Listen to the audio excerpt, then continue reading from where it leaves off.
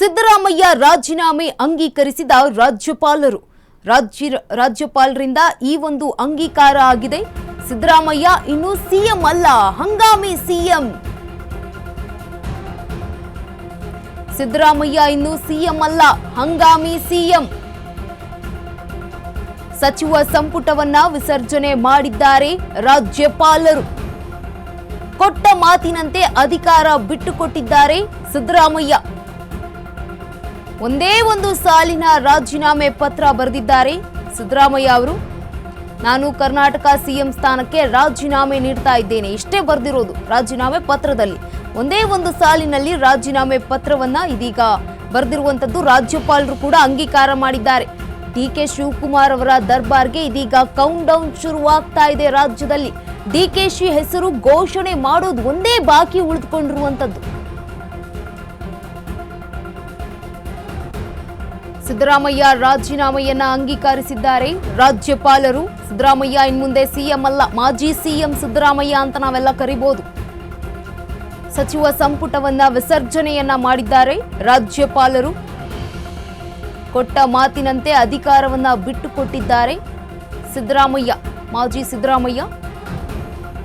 CM Siddaramaiah ಅವರು ಒಂದೇ ಒಂದು ಸಾಲಿನಲ್ಲಿ ಪತ್ರವನ್ನ ಬರೆದಿದ್ದಾರೆ, ರಾಜೀನಾಮೆ ಪತ್ರವನ್ನ ಬರೆದಿದ್ದಾರೆ ರಾಜ್ಯಪಾಲರಿಗೆ. ನಾನು ಕರ್ನಾಟಕ ಸಿಎಂ ಸ್ಥಾನಕ್ಕೆ ರಾಜೀನಾಮೆ ನೀಡ್ತಾ ಇದ್ದೇನೆ, ಇದೊಂದೇ ಲೈನ್ ಬರೆದಿರೋದು, ಇನ್ನೇನು ಹೆಚ್ಚೇನು ಬರ್ದಿಲ್ಲ. ಒಂದೇ ಸಾಲಿನಲ್ಲಿ ರಾಜೀನಾಮೆ ಪತ್ರವನ್ನ ಬರೆದು ರಾಜ್ಯಪಾಲರಿಗೆ ಕೊಟ್ಟಿರುವಂತದ್ದು. ಈಗ ರಾಜ್ಯಪಾಲರು ಅದನ್ನ ಅಂಗೀಕಾರ ಮಾಡಿದ್ದಾರೆ. ಡಿಕೆ ಶಿವಕುಮಾರ್ ಅವರ ದರ್ಬಾರ್ ಶುರುವಾಗೋದಕ್ಕೆ ಇದೀಗ ಕೌಂಟ್ ಡೌನ್ ಶುರುವಾಗ್ತಾ ಇದೆ. ಡಿಕೆ ಅವರ ಹೆಸರು ಘೋಷಣೆ ಮಾಡೋದು ಒಂದೇ ಬಾಕಿ ಉಳಿದಿರೋದು. ಹೈಕಮಾಂಡ್ ಯಾವಾಗ ಆ ಒಂದು ಹೆಸರನ್ನ ಘೋಷಣೆ ಮಾಡುತ್ತೆ ಅನ್ನೋದು ಕಾದು ನೋಡಬೇಕು. ಇದೀಗ ಡಿಸಿಎಂ ಡಿಕೆ ಶಿವಕುಮಾರ್ ಪದಗ್ರಹಣಕ್ಕೆ ಕೌಂಟ್ ಡೌನ್ ಶುರುವಾಗ್ತಾ ಇದೆ. ಪದಗ್ರಹಣಕ್ಕೆ ದಿನಾಂಕ, ಮುಹೂರ್ತ, ದಿನಾಂಕ ಒಂದೇ, ನಿಗದಿ ಒಂದೇ ಬಾಕಿ ಉಳಿದಿರೋದು. ಬಹುತೇಕ ಸೋಮವಾರ ಗೋಧೂಳಿ ಮುಹೂರ್ತದಲ್ಲಿ ಪಟ್ಟಾಭಿಷೇಕ ಆಗುತ್ತೆ ಅಂತ ಹೇಳಲಾಗ್ತಾ ಇದೆ. ರಾಜೀನಾಮೆ ಅಂಗೀಕಾರ, ನಾಳೆ ಸಂಜೆಯೇ ಶಾಸಕಾಂಗ ಸಭೆ ನಡೆಯಲಿದೆ. ನಾಳೆಯೇ ಡಿಕೆಶಿ ಅವರ ಶಾಸಕಾಂಗ ನಾಯಕನಾಗಿ ಆಯ್ಕೆಯಾಗುವ ಸಾಧ್ಯತೆ ಇದೆ.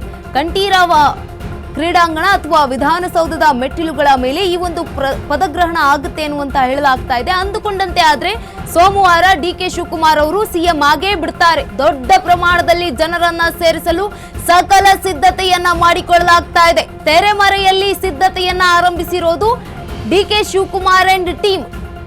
ಡಿಕೆ ಶಿವಕುಮಾರ್ ಅವರ ಟೀಮ್ ಏನಿದೆಯಲ್ವಾ, ಆ ಒಂದು ಟೀಮ್ ಈಗ ಮಾಡ್ತಾ ಇರುವಂತದ್ದು ತೆರೆಮರೆಯಲ್ಲಿ ಸಿದ್ಧತೆ.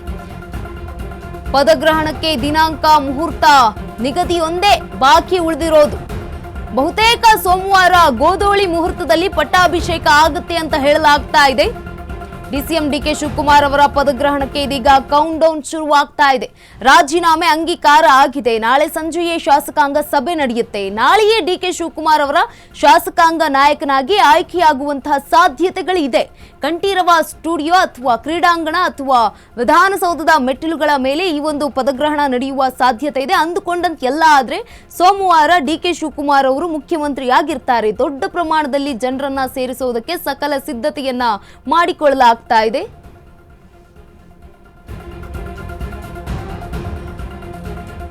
ನಾಳೆ ಶಾಸಕಾಂಗ ಪಕ್ಷದ ಸಭೆ ನಿಗದಿಯಾಗಿದೆ. ಬೆಂಗಳೂರಿನ ಖಾಸಗಿ ಹೋಟೆಲ್ನಲ್ಲಿ ಶಾಸಕಾಂಗ ಪಕ್ಷದ ಸಭೆಯನ್ನ ಮಾಡಲಾಗುತ್ತೆ.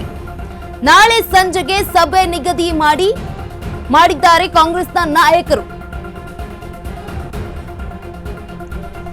ನಾಳೆಯೇ ಶಾಸಕಾಂಗ ಪಕ್ಷದ ಸಭೆ ನಿಗದಿಯಾಗಿದೆ. ಬೆಂಗಳೂರಿನ ಖಾಸಗಿ ಹೋಟೆಲ್ನಲ್ಲಿ ಈ ಒಂದು ಶಾಸಕಾಂಗ ಪಕ್ಷದ ಸಭೆ ನಡೆಯುತ್ತೆ.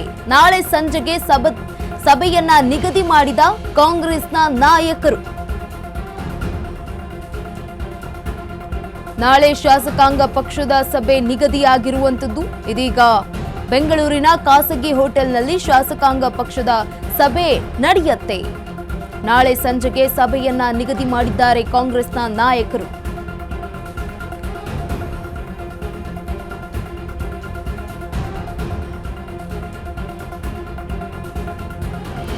ಈ ಬಗ್ಗೆ ಹೆಚ್ಚಿನ ಮಾಹಿತಿಯನ್ನ ನೀಡ್ತಾರೆ ದೂರವಾಣಿ ಸಂಪರ್ಕದಲ್ಲಿ ನಮ್ಮ ಪ್ರತಿನಿಧಿ ದೀಪಾ.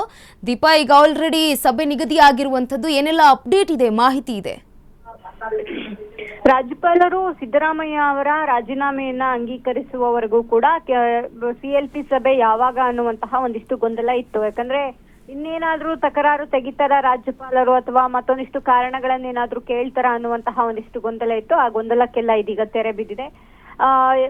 ರಾತ್ರಿಯೇ ಏನು ಅವರು ವಾಪಸ್ ಆದ ಬಳಿಕ ಅಂದ್ರೆ ರಾಜಭವನಕ್ಕೆ ವಾಪಸ್ ಆದ ಬಳಿಕ ಸಿದ್ದರಾಮಯ್ಯ ಅವರ ರಾಜೀನಾಮೆ ಪತ್ರವನ್ನ ಅಂಗೀಕರಿಸೋದ್ರ ಜೊತೆಗೆ ಇಡೀ ಸಚಿವ ಸಂಪುಟವನ್ನ ವಿಸರ್ಜನೆಯನ್ನು ಕೂಡ ಮಾಡಿದ್ದಾರೆ. ಇರುವಂತಹ ಎಲ್ಲಾ ಸಚಿವರುಗಳು ಸಿಎಂನ ಸೇರಿದಂತೆ ಹಂಗಾಮಿ ಸಚಿವರುಗಳು ಹಂಗಾಮಿ ಸಿಎಂ ಆಗಿ ಮುಂದುವರೆದಿರುವಂತದ್ದು.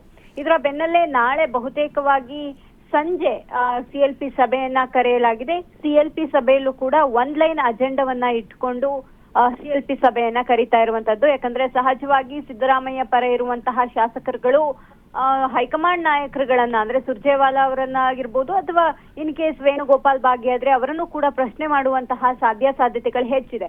ಹಾಗಾಗಿ ಒನ್ ಲೈನ್ ಅಜೆಂಡವನ್ನ ಇಟ್ಕೊಂಡು ಸಿಎಂ ಸಿದ್ದರಾಮಯ್ಯ ಅವರೇ ಘೋಷಣೆ ಮಾಡುವಂತೆ ಅಂದ್ರೆ DK ಶಿವಕುಮಾರ್ ಅವರು ಮುಂದಿನ ಸಿಎಂ ಅನ್ನುವಂತಹದನ್ನ ಘೋಷಣೆ ಮಾಡುವಂತೆ ಒನ್ ಲೈನ್ ಅಜೆಂಡವನ್ನ ಆ ಒಂದು CLP ಸಭೆಯಲ್ಲಿ ಮುಂದಿಡಲಿದ್ದಾರೆ.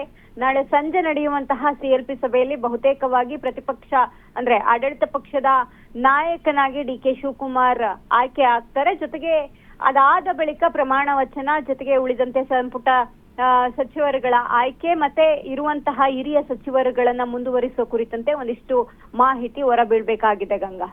ಎಸ್, ಧನ್ಯವಾದ ದೀಪಾ ತಮ್ಮೆಲ್ಲ ಮಾಹಿತಿಗಾಗಿ. DK ಶಿವಕುಮಾರ್ ದರ್ಬಾರ್ಗೆ ಕೌಂಟ್ ಡೌನ್ ಇದೀಗ ಶುರುವಾಗಿರುವಂಥದ್ದು.